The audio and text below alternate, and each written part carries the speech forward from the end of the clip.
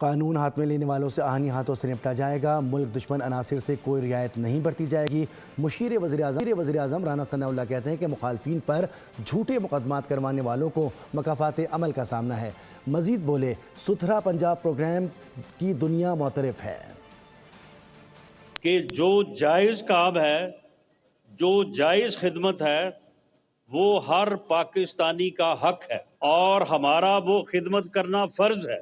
Roads کے منصوبے مکمل ہوئے ہیں، باقی گیس کا آج افتتاح ہوا ہے۔ یہ ایک معاہدہ کیا ہے موجودہ حکومت نے قطر کے ساتھ، یہ گیس وہاں سے آئے گی اور اس کے بعد جو ہے یہ لوگوں کو مہیا کی جائے گی۔ یہ سوئی گیس سے تھوڑا مہنگی ہے۔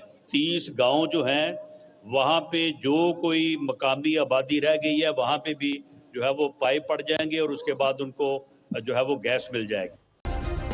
سبسکرائب کریں اور بیل دبائیں تاکہ کوئی خبر رہ نہ جائے۔